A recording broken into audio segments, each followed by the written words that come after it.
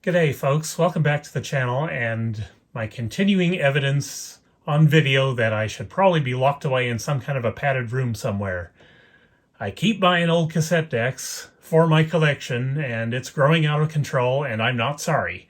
So here we are with another set of, I think 7 tape decks again, and we'll see what's wrong with them. And yeah, that's about all I can tell you. I don't know when I'll be able to get to any of these tape decks. I've got so much backlog now, it's crazy. Probably got videos for the next 6 or 7 months. But yeah, we'll just see where we get with this. And as I feel like pulling these off the shelves and fixing them up, then I guess that'll be what it is. So before we get started on this, I should show you my test bench speakers I built. The new ones, because I haven't done that yet. They are down under here. They're identical, of course, made of 3/4 inch plywood. The woofers are from 2 sets of Edifier R501 computer subwoofers. The amps in both of those subwoofers blew up, so yeah, basically I scavenged the woofers. I took the ports, I reverse engineered the enclosures and built these to match the same volume internally. So that's what those are. And then these are Dayton tweeters, and both drivers are shielded. So I can park these right next to a CRT and they'll be fine. Anyway, back to what we're talking about today here.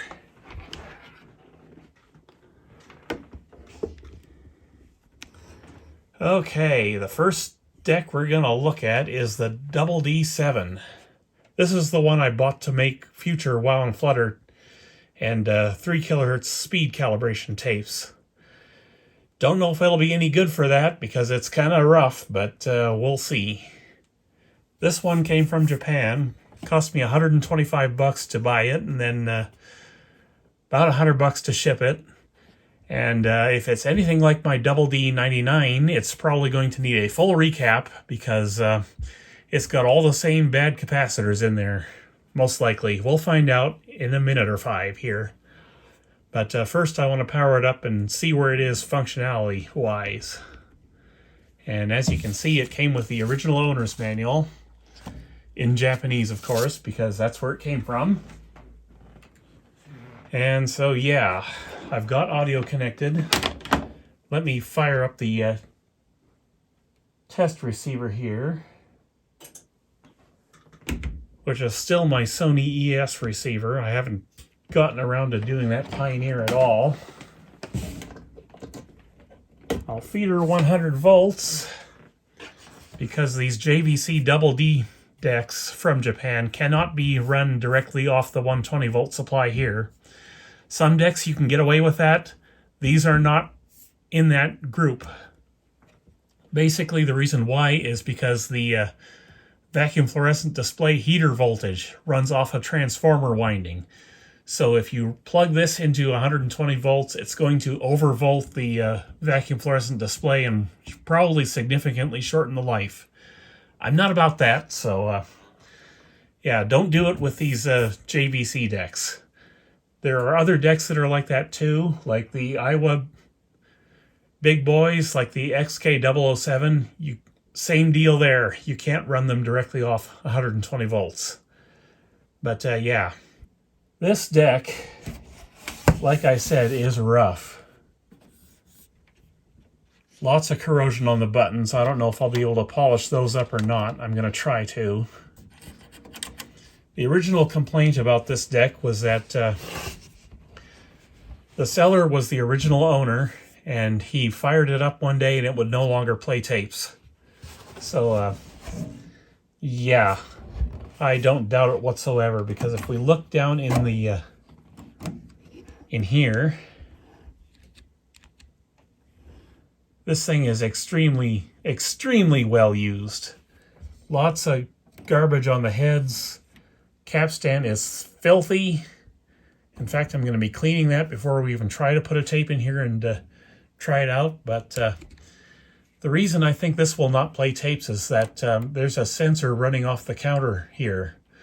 And If the counter belt is snapped or loose, the counter doesn't turn, and then this deck shuts off. And I think that's what's going on with it. But maybe that's the case, maybe it isn't. We will find out very shortly. Oh, actually, one more thing I want to check on. While we've got it ejected like this, I know you can't see in there. Let me grab a flashlight. The double D99 had a cracked arm in there. It was part of a previous repair. I don't know if we can see it or not, but I want to see if that arm is cracked on this one. It's right up there, and yes, it is cracked in this one, so I'm guessing that's a common problem with these. Anyhow, we'll go a little wider again, and then we'll fire it up.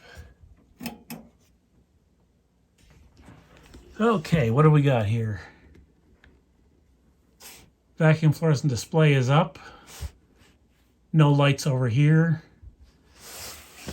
Quartz lock light is off, but we know from the double D99 that there has to be a tape in there before the capstan motor turns on. So, yeah, that's the deal there. I'm not seeing anything change up there. Very, very dim lights there. The ANRS light is lit up, but it's really hard to see it. I know these lights I've gotten in here are bright right now, but that's dim for even old LEDs. That's crazy. And they're all like that, so we've got power supply issues, I think.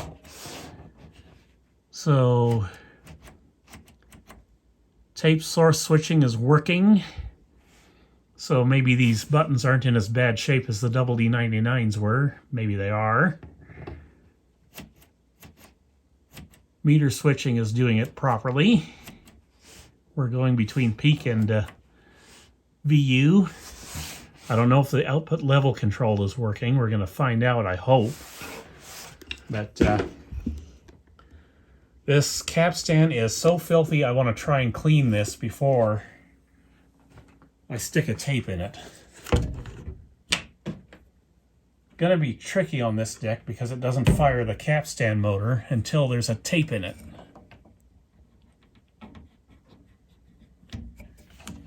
Just using a little isopropyl alcohol. Let me get the door off here for a little better access.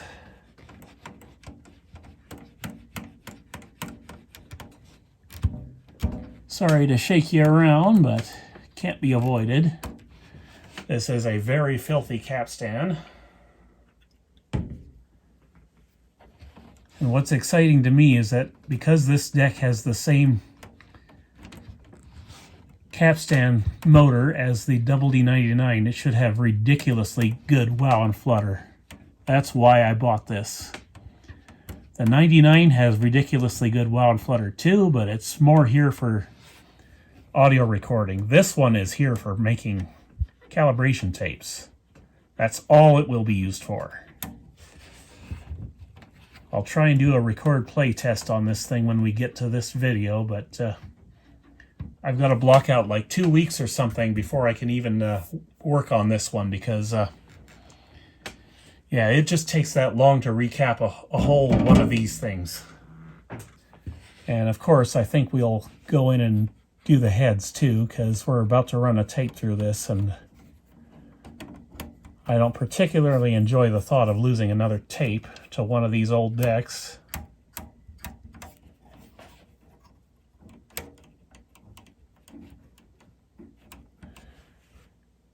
And yeah, that was pretty filthy itself, so should be good to go now. Eject is definitely in need of a lube job.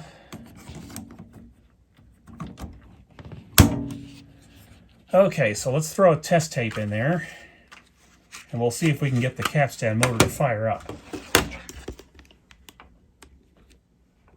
We'll get you in here on the locked LED. I don't know if we'll even see it, considering how bright these other ones were, or not bright at all. Okay, it is lit up, so the capstan motor is running, and the orange capacitor in the motorboard is still good. Interesting. Rewind works. Fast forward works. Counter is not moving. It's not going to play, at least not for long.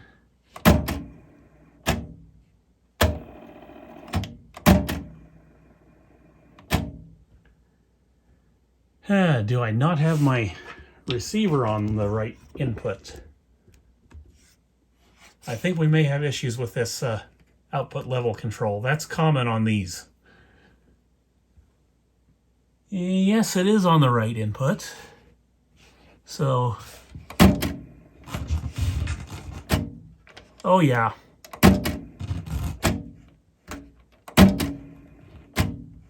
But it doesn't think the counter is working, so we're going to have to take the lid off and try to trick it into thinking the counter is working.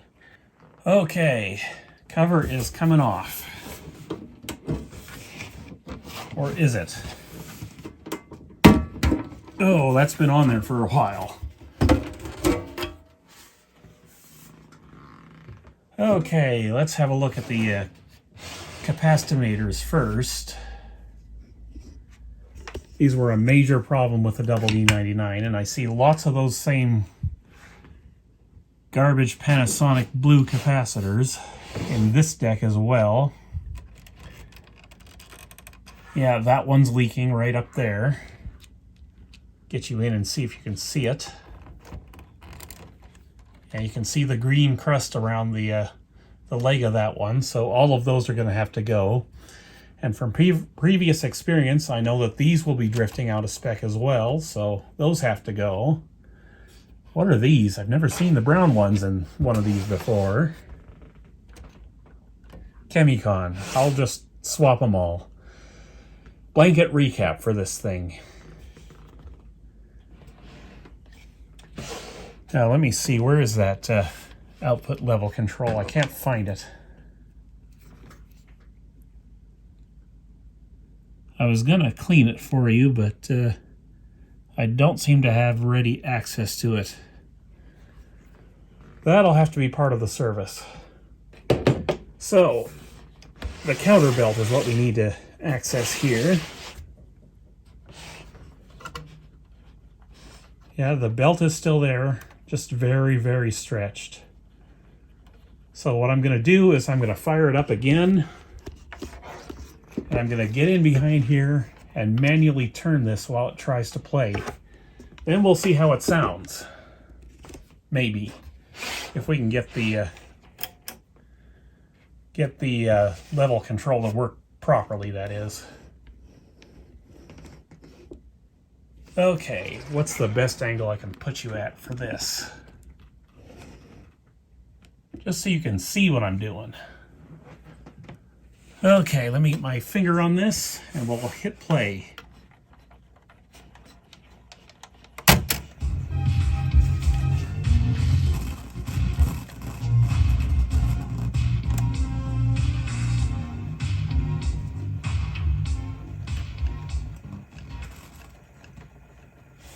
We're in between tracks. Give it a second.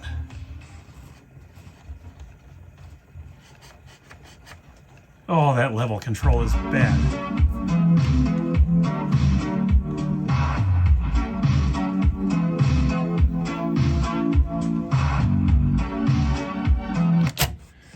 Okay, that's a vaporwave track, so there's not much treble, so let's go to the Dolby C side of this tape.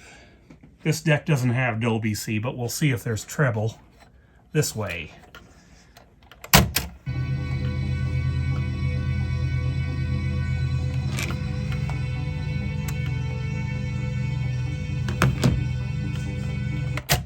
It's actually not bad. I thought it was going to sound worse than this. But yeah, lots of work cut out for us on this one, for sure. Let me shut it off. I want to see if I can find that orange capacitor on the motorboard. Probably can't see it from this angle. This is the system control board up in here. And the motor board is going to be back in here somewhere, so probably could see it if I took the bottom cover off, but I'm not going to do that in this video. I'm just going to go ahead and blanket recap everything, like I said. I think I've got all the capacitors for this. I ordered a bunch of extras when I did the order for the EE99, so yeah, we've got a measure of this deck now. So I will disconnect the audio, unplug the power, and we'll go over to the next deck. All right, deck number 2 is this realistic SCT-10. Paid $7 for this thing at a local thrift store. First time I've ever found a decent cassette deck at the thrift store that I would want to work on. But yeah, I figured for $7, can't really go wrong with this one. Vintage tape recorder needs work. I bet it does, because look at this. The cassette door is crooked. Don't know why. That'll be part of the service, I guess. Let's turn it on and see what we get.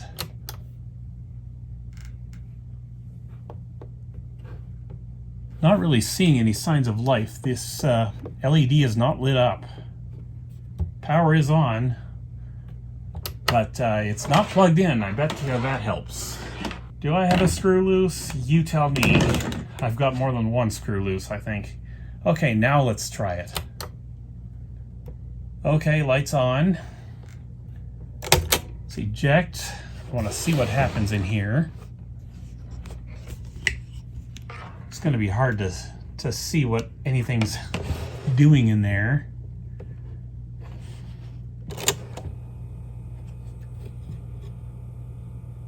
Okay, it is playing. We've got take-up spin action here. Pinch roller is engaged. I can feel it.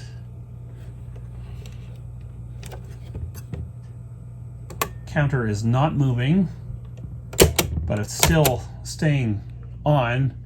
That's going to be a belt for sure. Let me get a tape that's appropriate for this thing. I'm not going to risk the chrome tape in this. I'll use my old YouTube demo tape, the one that the JVC Auto Reverse 8. Let's see what happens.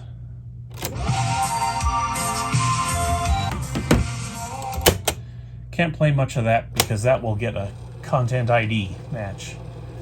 It is rewinding, and the counter is actually working now.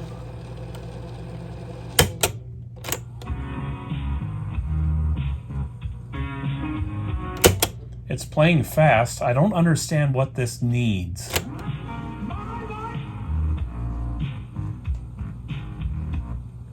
It does sound very distorted, but that could be just the nature of this thing.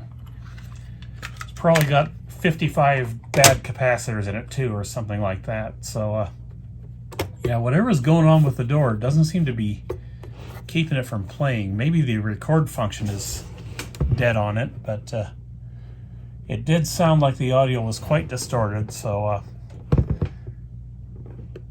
anyway, we'll get to this at some point and see what we can do for her. I don't think I'll get inside this one right now.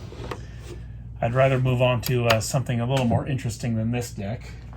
Okay, here we have deck number 3, a Technics RS-M275X.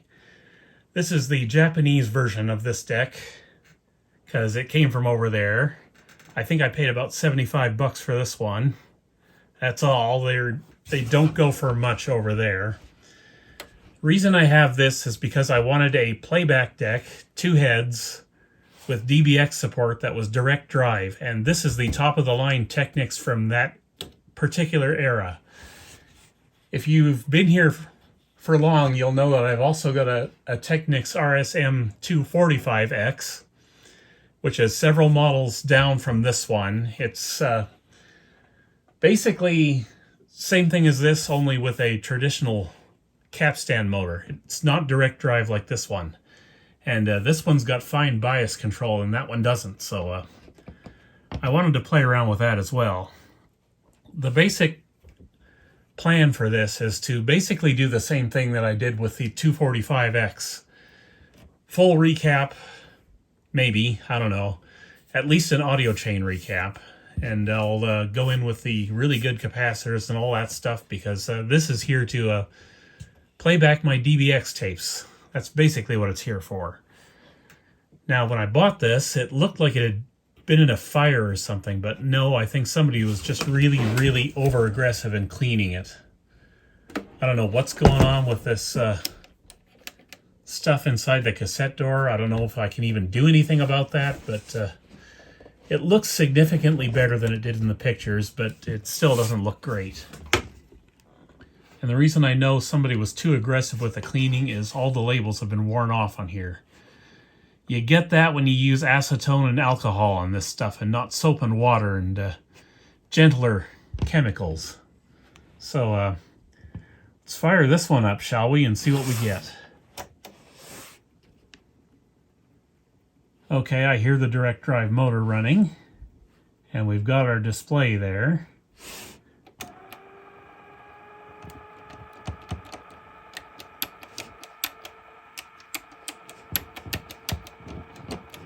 I'm guessing we're not gonna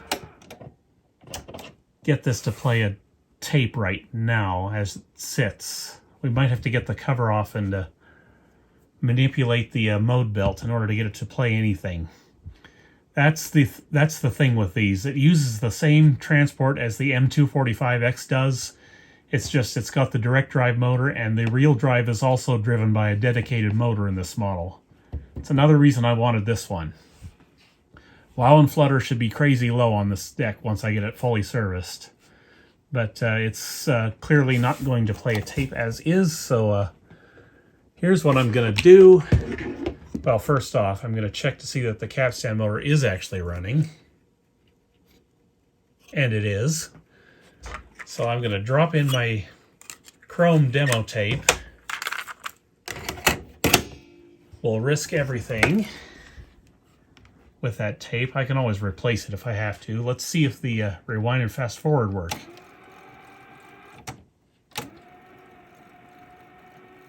They're not working well, I'll tell you that. Yeah, no play for Mr. Gray.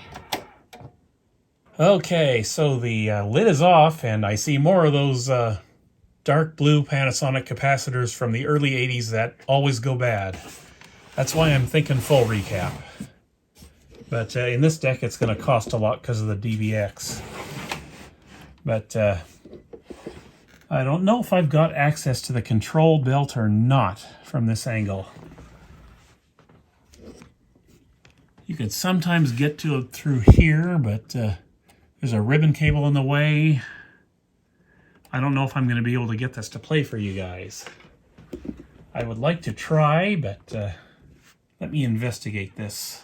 So the other thing I plan to do on this thing is to try and make it 120 volt compatible.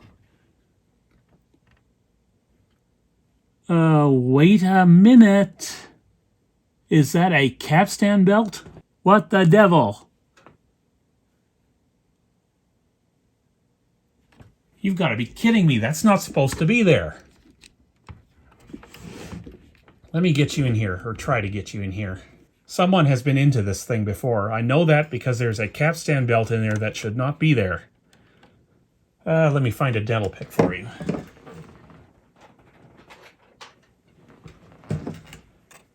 I don't know if I can get this out of here to test the actual take-up motor or not, but you can see it kind of right down in there. Maybe you can't see it. It's just impossible to show you real well. There's got to be an angle I can get you in there to see this. Okay, if I move you over to where the flashlight is... Yeah, there it is. You can see it. There's a friggin' capstan belt in there. Right there. I'm pushing on it now. Okay, I'm going to try to cut that off and see if this thing works properly without it. But we're not going to do that yet. See, this is the take-up reel motor here. I think what they've done is either there's a problem with this motor, or somebody clueless worked on this last time, because that belt is not supposed to be there. I think what they've done is they've run a belt from the capstan flywheel over to the take-up drive to compensate for a problem or something. Either that or somebody just did not know what they were doing, because that is not supposed to be there. Anyhow, let me continue to poke around and I'll see if I can find a way to get the drive to go so we can actually hear it. Okay, I think I might have figured out a way to do this. I'm going to have to get in from in here and manipulate the gears and the control drive in order to get this thing to play. So I'll fire it up again and we'll see if we can get her to play anything. Wait, that's side A. We want the vaporwave side. Oh no, the vaporwave side is side A. What am I doing? Losing my mind. Okay, let's see if we can get her to play.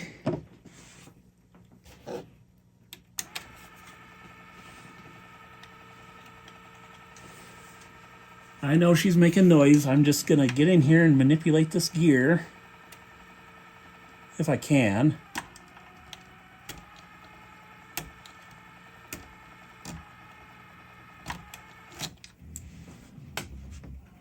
All right, we got her. Do we have an output volume level?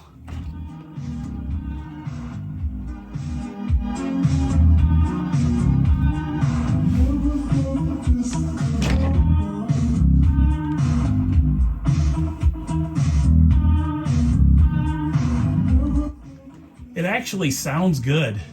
Not perfect, of course. It needs work. There's no treble in the left channel, but the right channel sounds great.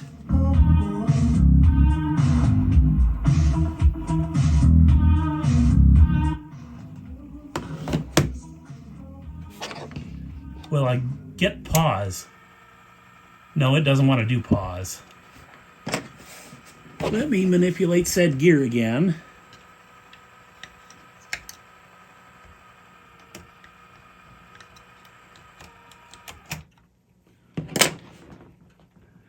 Okay, now we're going to check the take-up drive without the wrong belt in it.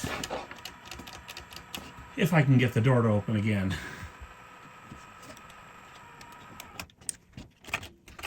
There we go. We got the tape out. I'm not going to put the chrome one in there anymore. We'll put the damaged one in there now because it's very possible this is going to eat the tape. So let me power off so I don't shock myself. Now, how can I get to that belt to cut it off? Even if that belt were supposed to be in there, I would want to replace it anyway. All right, I got the plate off, and yeah, that is exactly what the previous technician did. But yeah, this is the actual belt that goes between the take-up drive and the take-up motor. Then there's this capstan belt down in here that should not be there. And I'm just going to cut that out. Let me see if I can get some cutters here. That will go down in there. I don't know if these will or not. I just got them. These little tiny ones. So let's see what we can do. I don't have power applied to this right now, so not too worried about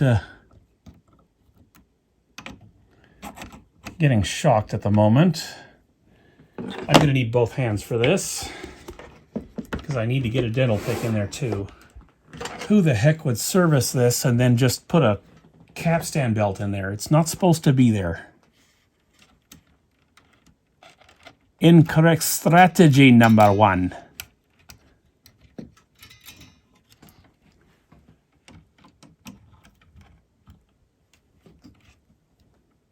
Okay, before I cut this, I'm going to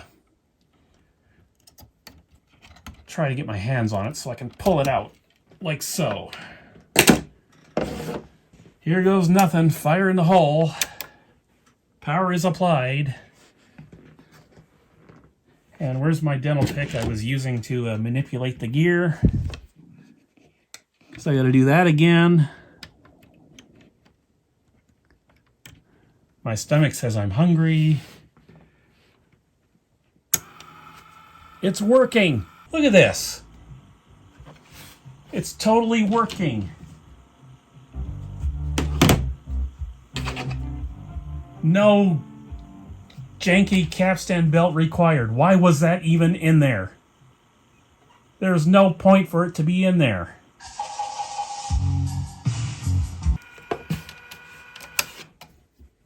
Hell, it's probably for that reason that it's in there. Probably started eating tapes. Yeah, this is why I put that tape in there, because it's now eating tapes.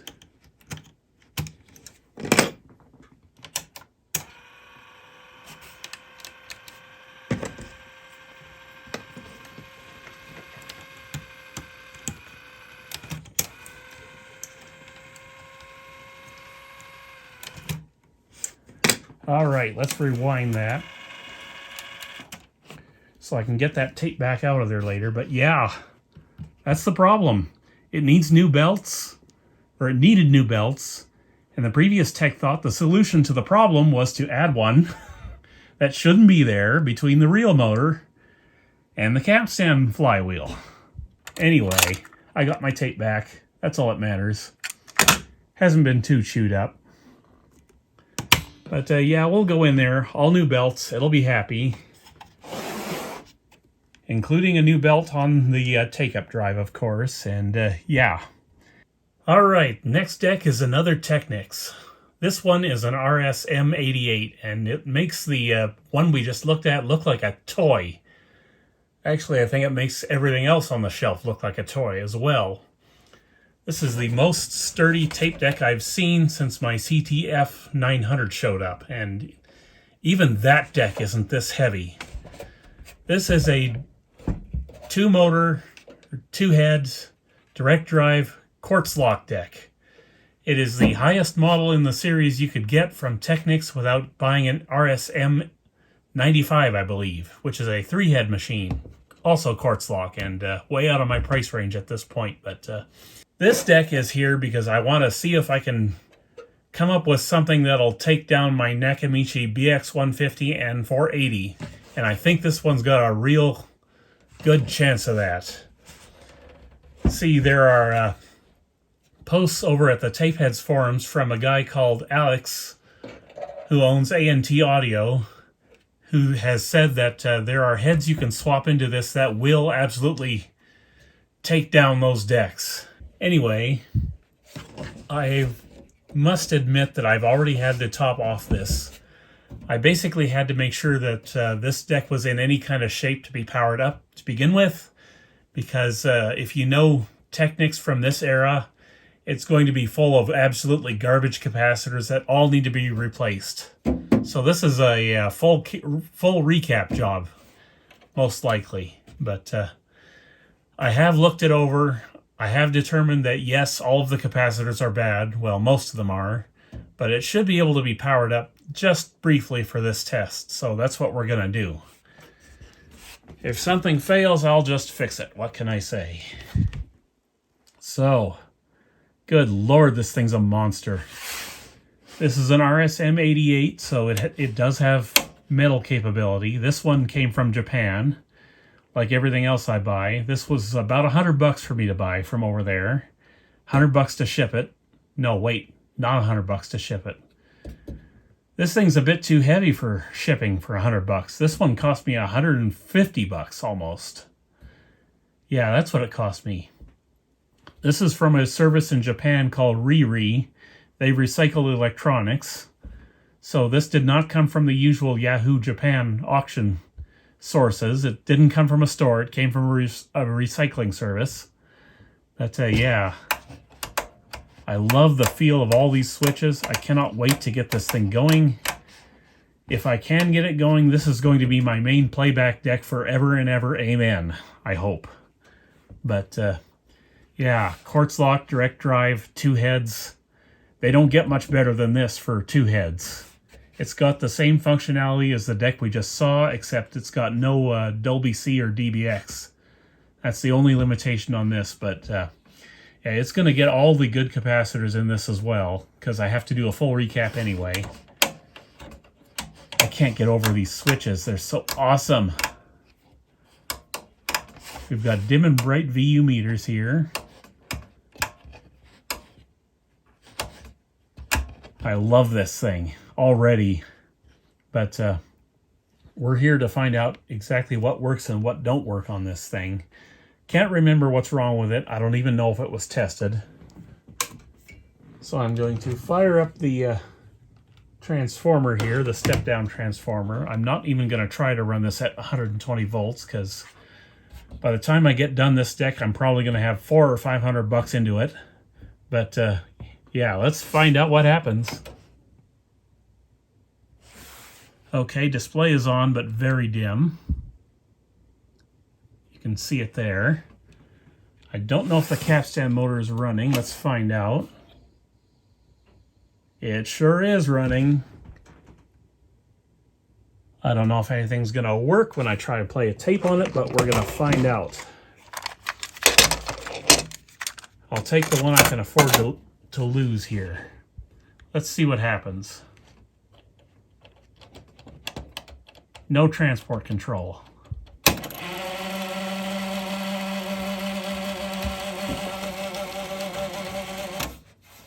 Okay, these buttons are in need of cleaning or replacing, or the button switches, I mean. Fast forward does work. See if we can get rewind to start. Maybe not. Play is working. No output. But we do have level meter action.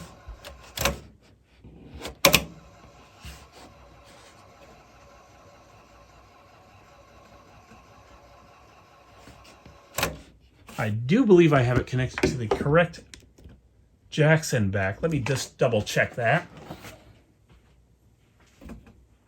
Oh, it's not hooked up. That's kind of an important thing when you want to test tape decks, isn't it? All right, it's connected now. This might actually play. Try to get rewind to work again, because we're going to be into the Content ID song there. I'll fast forward a bit.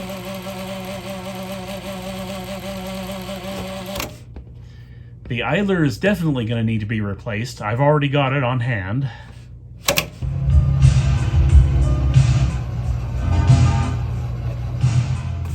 It's giving us audio.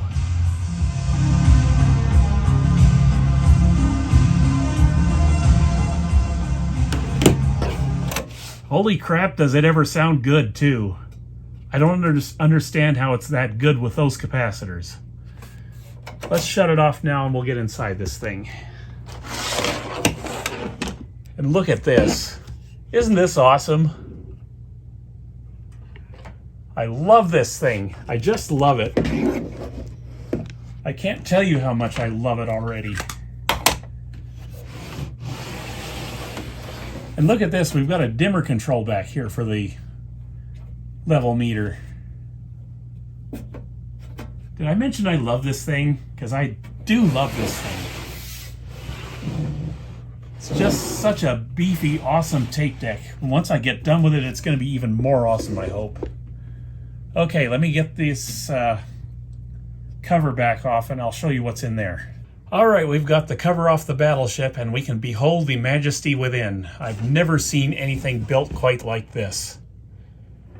Technics really put their A-game into this one. I can just tell it is so big and heavy and solid.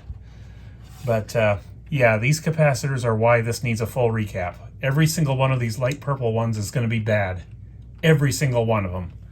And most of these dark blue ones are going to be bad too. They're the same capacitors that we just saw in the JVC D7. And I bet if we look hard enough, we're going to find lots of corroded, leaky legs. And yeah, that one right there. That one's already leaking. It's not leaking much, but it is leaking. That one's not so bad yet. How about this one? I gotta watch myself here because I've still got power applied to this thing.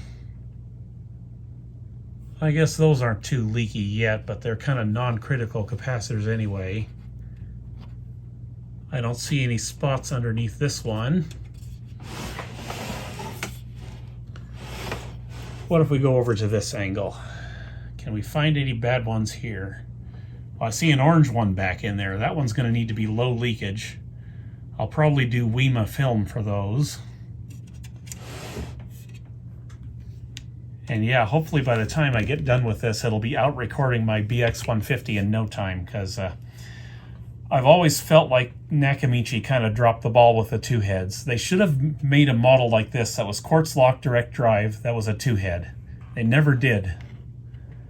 And in fact, they were kind of not good about doing quartz lock direct drive at all, except in a couple of instances. Yeah, this one's leaking right there. You can see the green goo around the legs. Let's see. I bet we're going to find a lot more as we go along with this deck, but yeah, this thing is a beast. I've never seen a tape deck built like this before, I don't think. Even the CT F900 isn't built this well. We'll see what the CT 970 looks like when it gets here. It's not here yet. It's going to be part of this video, but it is not here yet. I just cannot get over this. I'm going to power it back on. Display took a long time to come up again. Let's see if we can brighten it. Yeah, it does get a little brighter.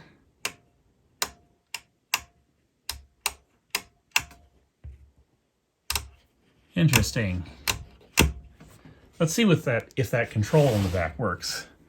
Let me twiddle it while you watch. Doesn't seem to be doing a lot.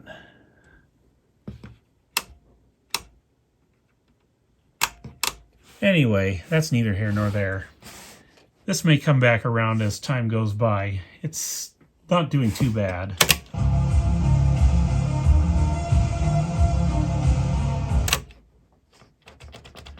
Still can't get rewind to go. Can we get it to record? I wonder about that. Let me see if I can get the recording to engage. For that, I will use a blank shell, I think, if I can find one. Oh, there's one right there. Recording tabs are intact. See if we can get the record to engage. Yes, it does.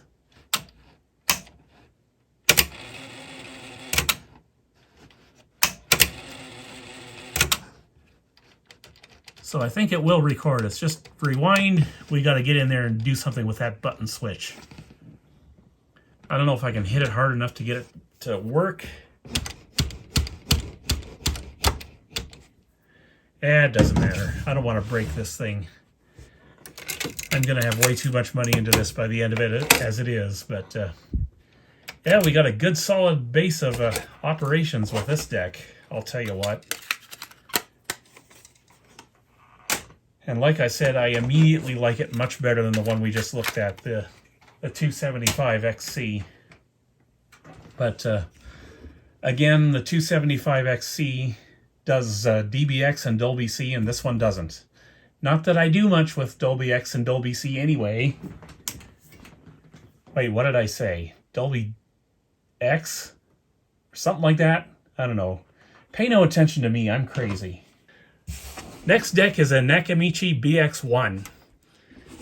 You remember when I was talking about the RS-M88 and I said that there were heads that you could swap in that would take down a BX-150? Well, right there. That's exactly what this thing is here for. I paid $115 just to do this little experiment with. This uses the same transport as the BX-150 does. In fact, it's probably the same head. This is a little bit of an older model than the BX-150 is. Yeah, the BX-1 and 2. The BX-2 has the Dolby C circuits in it. But, yeah. Basically, the heads you can swap in to make an RS-M88 into a NAC killer, at least a 2-head NAC killer, are the BX line of units. Basically, the BX-1, the 2, the 100, 125, and 150. And I was not going to cannibalize my 150 in order to do this little science experiment. I think these, the two of them cost about the same, actually, with that said. I think the BX-150 was about the 115 mark as well, maybe 120. And this one was 115. Both of them were found here in Canada. And yeah, this one's going to get its own video. We have to fix this up and see how it sounds before I try to take the heads out of this thing and swap it into the Technics, but it's going to happen, trust me. If the heads are any good in this, and I have no doubt that they are, I think we're going to be golden with that. Basically, this one's only here to supply parts for the BX-150, or not for the BX-150, for the RS-M88. That's how that deck's going to turn into a 2-head NAC killer. But we need to figure out just how well this one works first. Okay, we've got indicator lights here. I'm going to eject the door and pull it off already, because can't really see nothing in there. But this is going to have the same transport as the BX-150, as mentioned. So let's see if anything works. No take-up drive. We do have capstan drive. Okay, it is kind of... Oh yeah, the idler is dead in this thing. There is no torque there.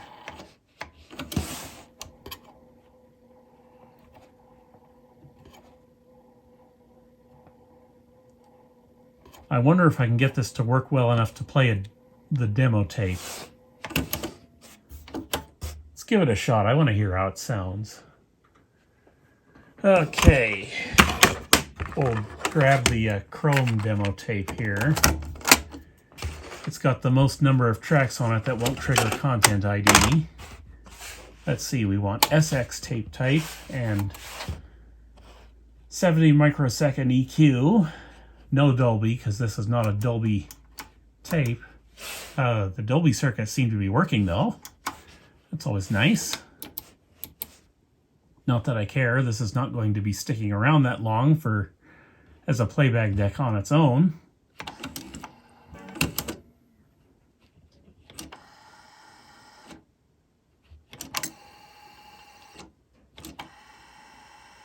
No, we're not going to be able to hear this one. The idler in there is too far gone. I do have an idler for this. I ordered two when I serviced the BX-150, so I've still got the other one. And yeah, we'll have to go in and do a service on this and make sure it sounds good enough to do what I want it to do. I have no doubt that it does. But yeah, that's this deck. BX-1 is going to turn into a BX-150 killer because the RS-M88 has a direct drive quartz lock. There's no NAC 2-header that does that. Okay, the next deck is something kind of special actually. This is my very first Pioneer top-of-the-line direct drive tape deck. This is a CT970. This is a part of the communication line of components they had back in the 80s, in the very early 80s. Kind of followed up the Fluoroscan units like my CTF900, but what makes this one kind of special is it was only available in Japan. Never outside Japan, I don't think. And as you can see, I've got a factory brochure for this one here, but yeah. Ever since I heard about this model, I thought I would try for one, since all of the other Pioneer top-of-the-line quartz lock direct drive models are all super high money for some reason. Even in Japan, they go for big bucks over there. Like I tried for a CTA9, oh, when was that? 2 or 3 months ago. quickly ended up over budget, so I decided to let go of it, and then somehow I found out about this model, and here it is today. This one and the BX-1 you just saw have one thing in common. I paid the same money for them. But in this case, this was without shipping, the $115 I spent on it.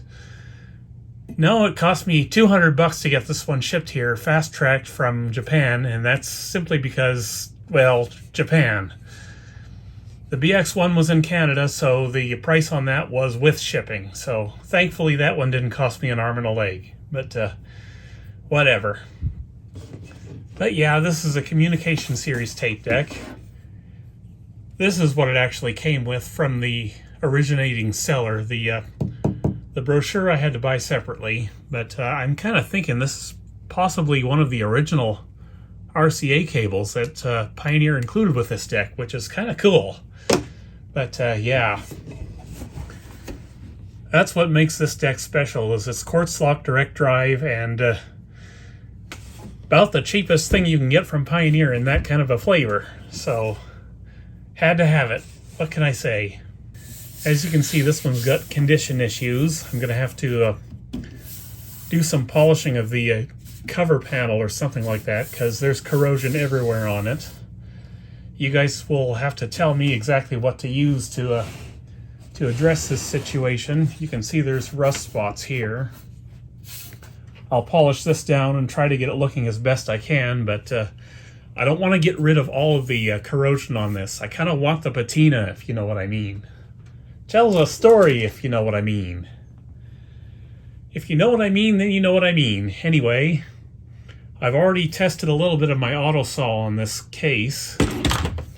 Before we fire it up, I'll show you where I tested it. This was my test surface for that, and it seems to respond well to autosol here. So maybe autosol is the right solution for this, but with one issue I have there is autosol is not cheap.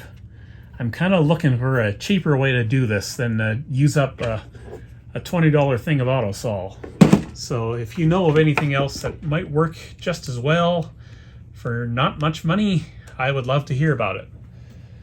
But yeah, as you can see, I've got audio hooked up. I don't think this is going to play.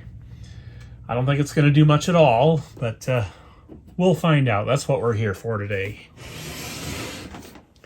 Anyhow, the seller this came from was one of those multitude of Japanese retail shops that sell stuff on Yahoo Japan auctions.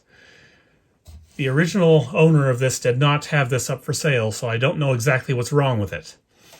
All I know is that it was tested up to power up only, and yeah, they don't know if it works, and I don't know if it works, so we're going to find that out. So, enough chit-chat. Let's have a look at the things in close detail here. The things in the stuff. As you can see, all of these buttons are badly corroded. I will be polishing them too. Same thing over here. Auto BLE is their version of auto calibration, so I'm hoping that works, because it's going to be a bear to fix it if it doesn't. No service manual for this thing. Anyhow, yeah, some severe condition issues, obviously. The tape doors on these can be opened manually, but they are actually power loading. You can see they just kind of clip in. Down here, there's this little clip there. They just clip in and out. You can't damage them this way. And yeah, it looks like it's got actually fairly low hours on it, but that could be misleading, because maybe it was just taken care of and it's got high hours on it. I don't know. Okay, we are live. I'm going to fire up the test bench receiver again, because I'm shooting this on a different day. I'm actually surprised this got here in time, even though I had it shipped with FedEx. Reason being, FedEx uses Canada Post for last mile shipping, so there's currently a gigantic nationwide strike on with Canada Post right now, so I wasn't actually sure I was going to get this in time for this video, but it's here, and I'm very happy it's here. So let's fire it up and see what comes to life on it and what doesn't. I hear noises. We've got lights, we've got meter action. The tape running display is all lit up. We've got all 4 digits in the tape counter. We'll try some tape type switching here, see if all these respond. Looks like they do. These button switches will all need cleaning, just like they all do in these manually selecting ones. Let's see, Dolby, yes. BLE, I'm not even going to touch that right now. The memory functions all engage properly, as do the timer functions. And I just noticed this. The input levels are drastically different from one another.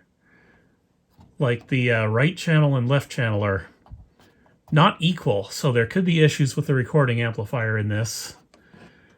That's going to be fun. Again, no service data. Tape source switching looks like it's working. Do we have a light in the cassette shell or in the cassette well? No, we don't.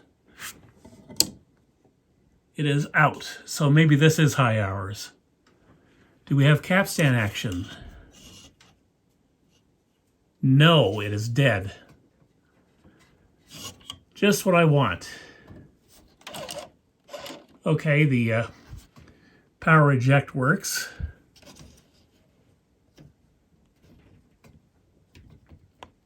Trying to get the direct drive motor started in there for the capstan, and it's not wanting to cooperate. So yeah, this thing's got big problems. It is not going to play. It is just not. So yeah, got our work cut out for us on this one. So yeah, next step is to get the cover off and we'll see what we can see on the inside. All right, cover is coming off. And we shall behold the majesty within. Oh boy, there's a lot to this one. This is the exact opposite of the CT-F900. This is crammed in here. So this board up here is for the auto BLE, the calibration stuff. What I would like to do is see if I can get these screws out so I can take a look at inside here. We'll look at the transport in a second.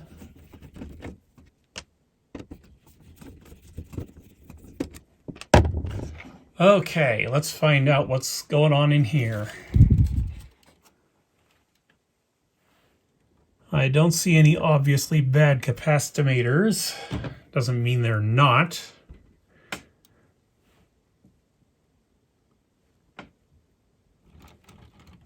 But yeah, this thing is spaghetti central, I gotta tell ya. But yeah, we've got all the same kinds of switches that needed to be cleaned in both of those JVC decks, those old ones. But I'm used to that by now. Maybe if my new solder station ever gets here, then I can desolder them better this time. But that's kind of a spoiler for a future video. My solder station failed during a video shoot last week, and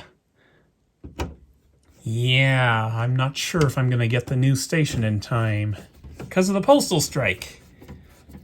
But I'm not too worried about that. We've got a couple of weeks before I need that to be in. Okay, let's come around here and look at the transport. Look at this thing. It is just crammed in here. That's why it's so heavy. Just trying to get a look at the direct drive motor to see why it won't start.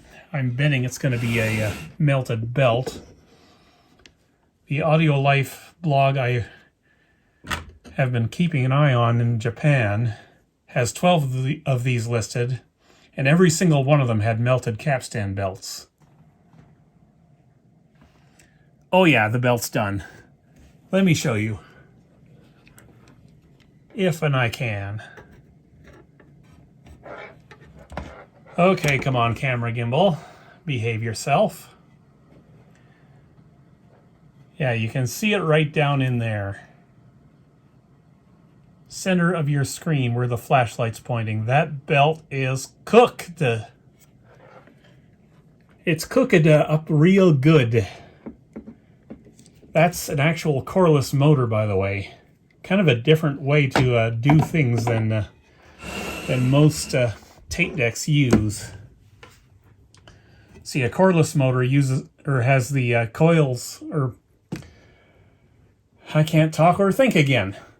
It has the motor armature around the edge of the motor instead of inside the middle in a traditional arrangement. It's not quite as good as a BSL motor would be here, but should be pretty darn good once we get this thing working. But I want to see if I can get the capstan motor started right now, so let's see about doing that. But yeah, I'm kind of worried about this now, considering the cassette well indicator doesn't work, and this is what supplies that with power. So I don't know what I would do to fix this if the lamp is out, or what. I might have to buy another one just for parts. But I certainly wouldn't want to have it shipped a quick way in that occasion. So I think I've got you set up for a decent angle here. So there is just no room to get anything down in there to try and start the capstan motor, but I will try.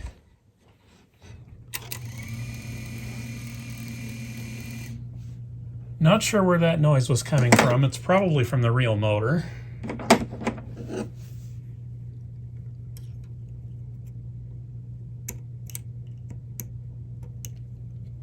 Yeah. I'm getting belt flakes out already.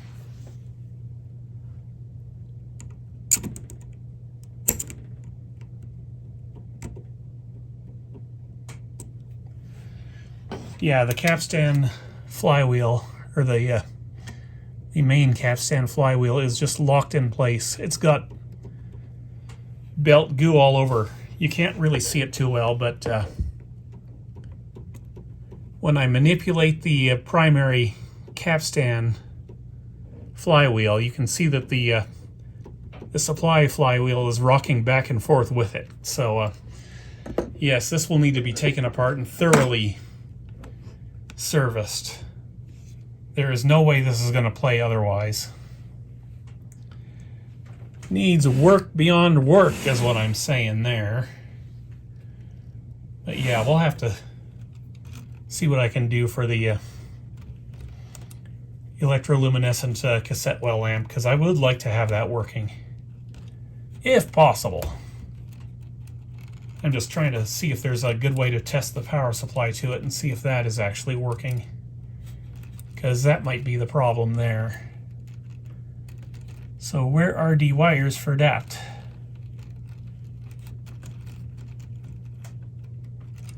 I'm going to need to snip a zip tie in order to find out.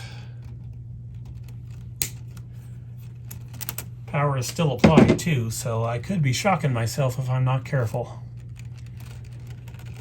Okay, that goes to a wire wrapped pin down there, so I can test it right now. Power back on. Do we have DC voltages? Okay, let me try the actual right pin first.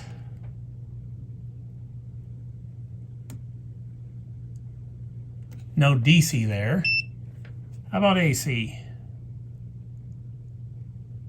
7.6 volts AC, so the cassette well lamp is getting power. I don't know if there's anything that can be done for it at that point. But the good news is, as cheap as these are, I think I can afford a parts deck for this thing. Or maybe this can be the parts deck for the other thing. But yeah, quite an interesting deck here. I hope I can do something with it. It'll make for a good video if I can't, but I just hope I can do something with it, because Pioneer decks over in Japan tend to cost a fortune. Okay, last deck in the video is going to be the best by far. Most likely.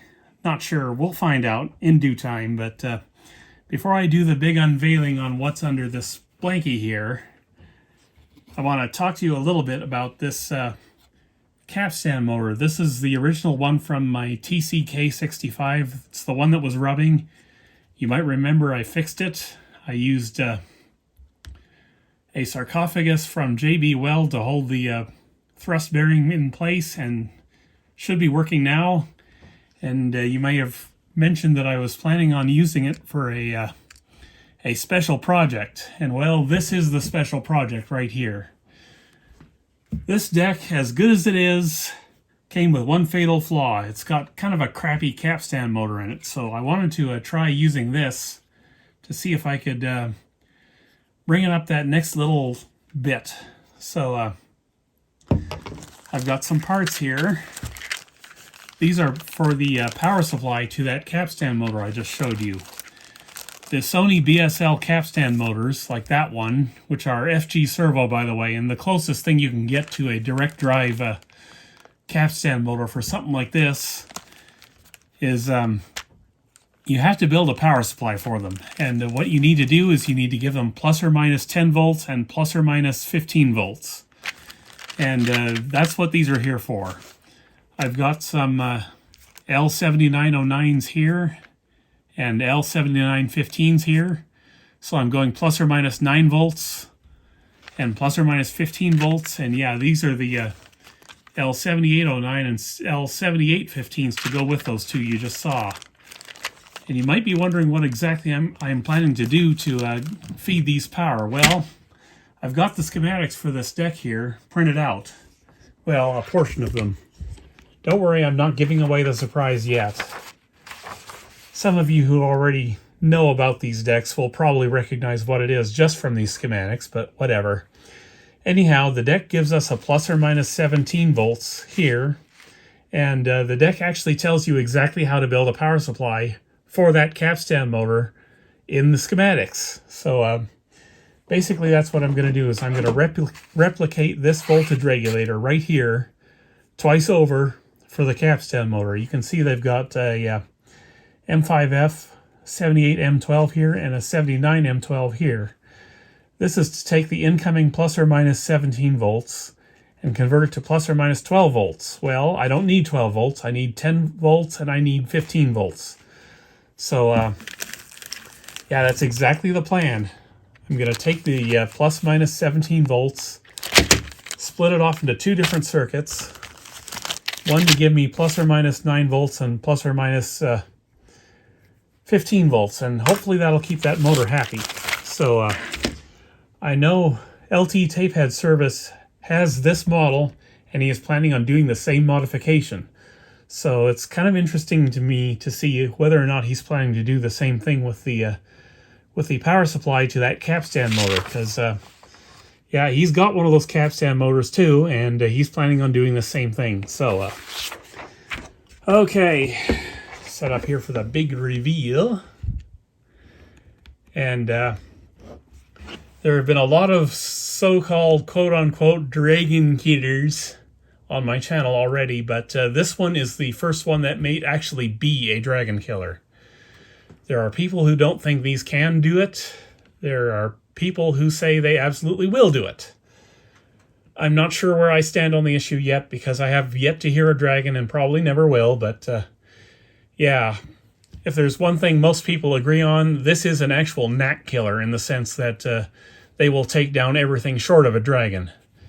And to be clear, those who do think they can take down a dragon say they only do that after modification first. And that is what I'm planning to do, is modify this one. So, yeah. So to keep you in suspense a little bit longer, this brand has been on the channel before. Twice, actually. Is it twice? Yeah, I don't know if the other one was on the channel or if I just touched on it exactly, because I've done so many videos since then, but here goes nothing. We're going to take the blanket off and you can see what's under here. And what's under here, if you know anything about me, I've been preparing for this for the last 2 years worth of videos. The next deck is an Aiwa XK009. This is about the best thing you can get short of, like I said, a real high-end Nakamichi. I have an XK007 and I've been planning to get one of these ever since I've finished working on that one, pretty much. And yeah, officially the deck I was planning on giving this motor to was the XK007 until this thing popped up and, well, couldn't say no to this. Now, how much did I pay for this one?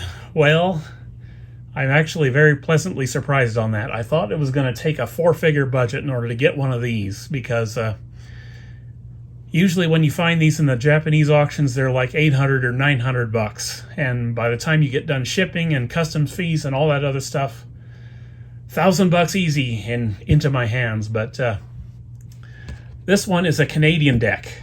It popped up all of a sudden without warning on eBay of all places, where I've practically given up trying to find high-end cassette decks these days because they're all overpriced. But this one was not overpriced. This one was sitting there at about 750 bucks, I think. But I noticed that eBay was doing a promotion for sort of some kind of a recycling thing, and they were offering me 60 bucks off if I bought this one right then and there. But even then, I was still kind of not sure about that because at the time I found it, which was September, I didn't think I could afford it. So I kind of hemmed and hawed about it and just decided, no, I'll let it go. But then something happened. The seller came back with an additional $60 discount offer. And at that point, I couldn't resist. I had to have it. So buy it now. Give it to me. It's mine. So the cost to my door on this one was 675 bucks. So it's cheaper than the TDV 931 was. I think it's still a little bit more than I paid all in for the big A&D tape deck, but not by much. But yeah, 3 heads, not direct drive, unfortunately, because Aiwa didn't believe in doing that. But yeah, Canadian seller, and I didn't even think that it had the actual side panels that go with it, the wooden side panels, because when I found the auction, these were missing, and I thought, well, I don't like that it doesn't have the side panels, but I'll take the risk and gamble on it anyway, and sure enough, he had the side panels, and they're in beautiful condition. This is the nicest tape deck I have, honestly. I think cosmetically it's better than every single other one I've got. The owner of this was an audiophile. He had lots of other high-end audio stuff, along with listed for sale, or along with this listed for sale. As you can see out back here, we've got the 2 tumors, like Aiwa does. What's this special inspection service? What is that for? Canadian Standards Association. This evaluation does not constitute a certification. Okay, this is a North American model for the Canadian market. It's XK009C. C is for Canada. So yeah, this is a legit Canadian market XK009, and I'm thankful for that because you remember what I said about the JVC units and not being able to run those 100-volt models off the line voltage here? This is one of those models. Like I said, the big Aiwa decks are like that, but as we can see out back here, these have all been replaced. These are not factory. And I don't think the previous owner did that. I think somebody else before him had that done. But what was the problem with this one? Well, let me put you down here and I'll swivel it around. And I'll tell you what the problem was. According to the seller, he got this out for the first time in like 30 years to archive some old tapes he had. And I think he said he made it through about 20 tapes and then it stopped working. And if you know this brand, you know why already. It's not going to play, I promise you that. The belts are melted. That's what happened. Guaranteed. But we need to see what works and what doesn't work, so I've got it hooked up to audio anyway, so let's plug it in. And we'll see if the display works and all the other good stuff. And it does appear that the display works.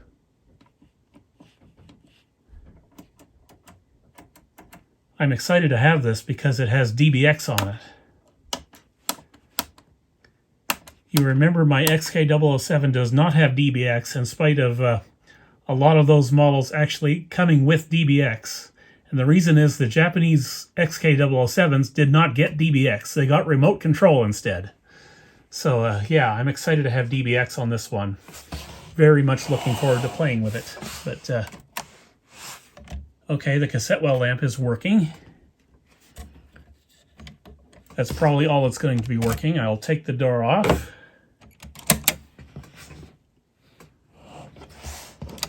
And I will try a tape in it. I'm not going to promise anything.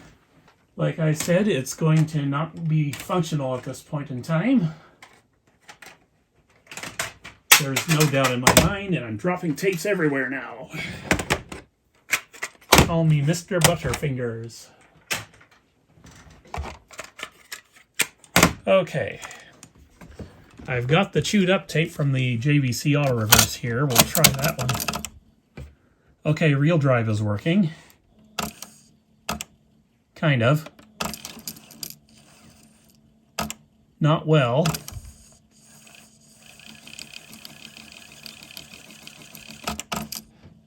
It's gonna need an idler for sure.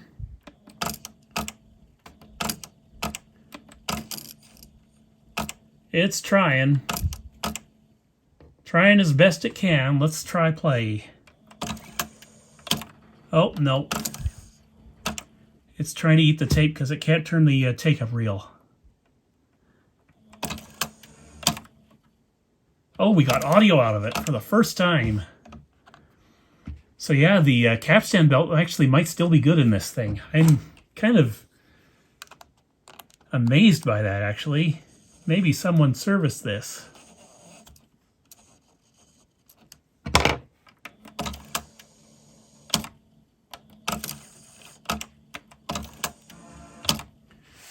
Yeah, it is clearly trying to work here. Let me unmute the receiver. We're not going to get much audio out of this. I will turn it up slightly.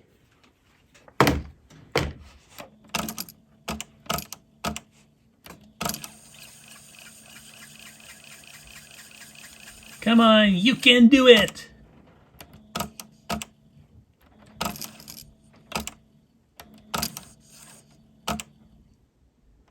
I wonder if I should try to do this manually.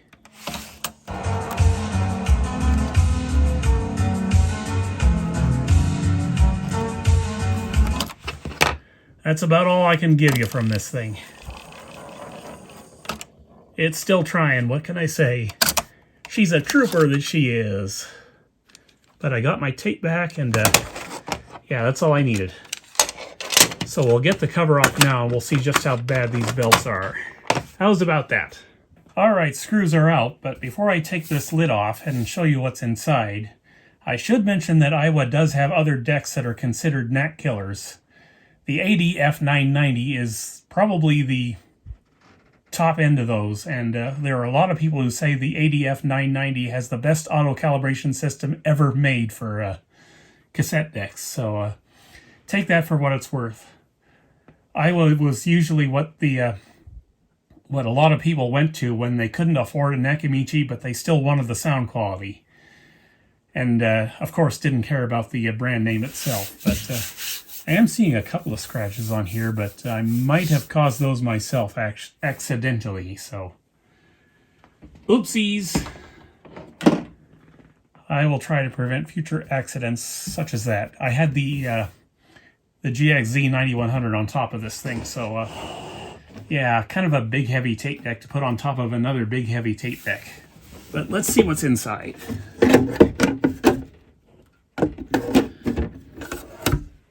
Blows my mind that this is quite possibly the highest end cassette deck I will possibly ever own. Unless, like I said, I get one of the real high-end necks. But yeah, it looks like, taking a look down in there, the belts are in good shape. The capstan belts, that is. There is a similar setup on this machine as the Technics RS-M275X, in which there is a separate take-up drive on this model for lower wow and flutter, and that's this motor back here. There's going to be a belt on there as well. I'm trying to get a look at it. I don't know if I can. I don't think I'm going to be able to see it. The motor drives a rubber idler, and then the belt is driven off that, I think. If I remember right. I could be remembering things wrong. But yeah. This thing is in beautiful condition.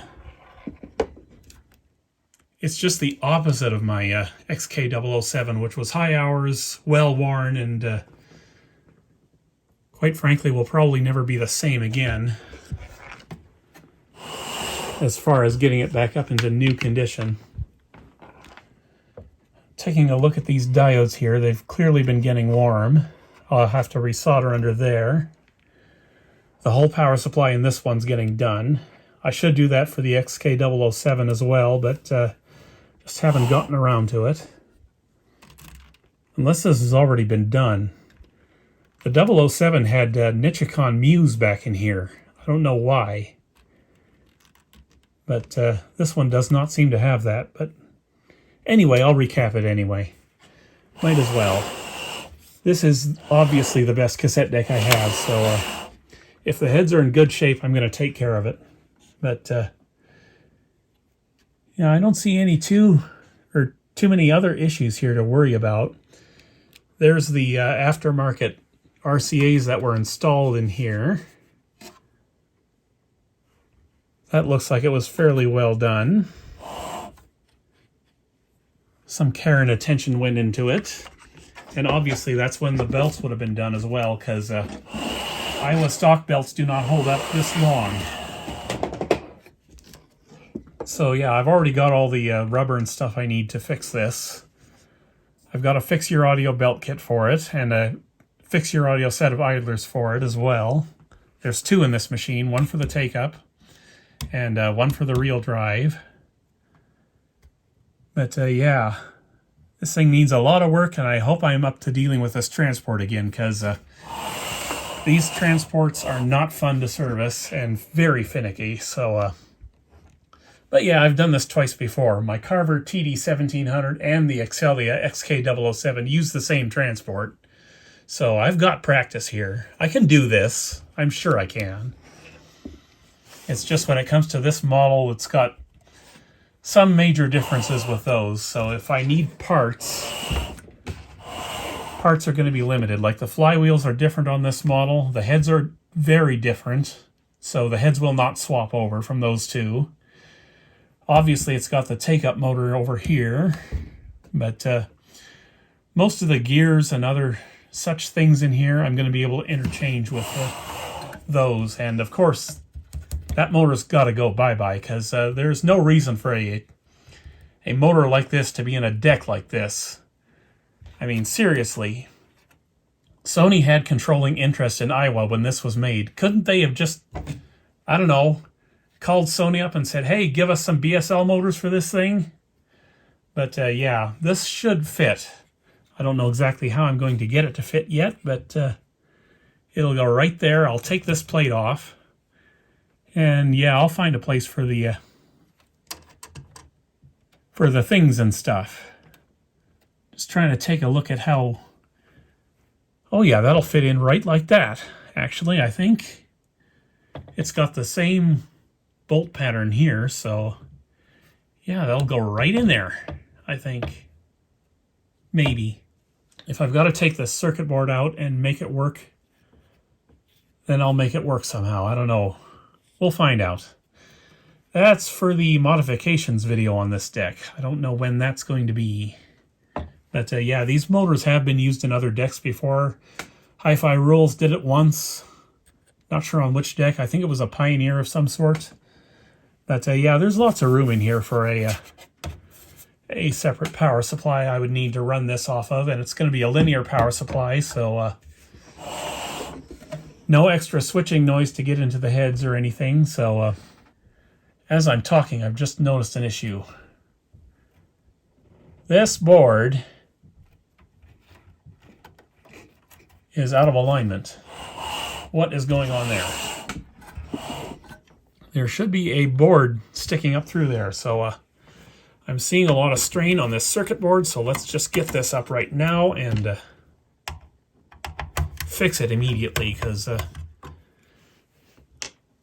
another thing Aiwa decks are known for is bad solder joints, and I bet you I'm going to have to reflow this board now because of that. Let's just get all these screws up and we'll figure out what's going on here.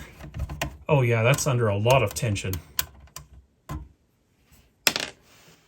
Oh, I hope there's no fractures on this board, because that would suck. I don't think there are. But clearly it was not reinstalled properly by whoever did the RCA jacks. So yes, note to self. Inspect this board carefully for fractures and cracks and whatnot. Let me just get this out entirely.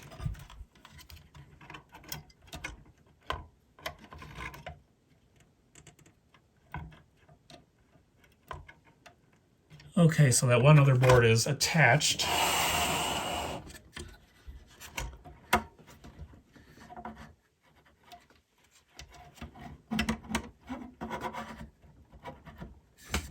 I am glad I noticed that, actually, because I wouldn't want to have left it, because yeah, here you can see this is supposed to go into that slot there, and it wasn't. It was just pushing. And yeah, these are the types of orange polypropylene capacitors I worry about with the older decks, but fortunately this is not an older deck. These will have to be replaced sooner or later, but probably later. I'm not going to worry about those, but yeah, I'm going to have to take a real close look at that just to make sure that this is okay. Not sure what board this is under here, but yeah, I definitely wanted to take the strain off that while I had the chance to. Kind of wish I'd opened this up earlier, in fact. But I didn't, so it is what it is. So yeah, that's how we know this thing's been messed with before, is new RCA jacks and somebody screwed up putting the board back in.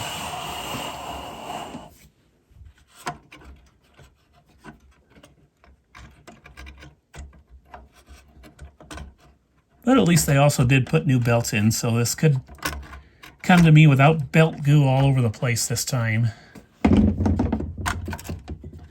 Okay, now that's back in properly. The strain has been relieved. I don't know if this one's gotten broken off or something, but could be it's always been like that, and they just didn't notice when they were putting this back in. But yeah, I'll just have a look real quick. I can see issues, unfortunately. See if I can find them here. Come on, gimbal, stop screwing around here. Center yourself. Yeah, this has been monkeyed with, this solder joint here where I'm trying to indicate. So yeah, but yeah, we'll have to go through all that when we service this deck. I don't know when that's going to be, because to be quite honest with you, I'm in no hurry to do this one. The TDV 931 hasn't had much to do since it got here, so I want to get that one sorted out, working, fixed,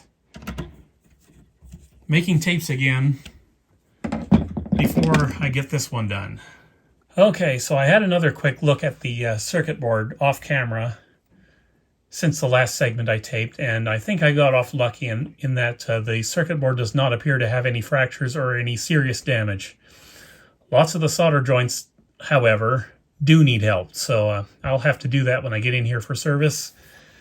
And yeah, I am glad I got into it soon enough to find this problem over here, but yeah, it is what it is. Anyhow, that's it for today, guys. See you in the next video. Take care.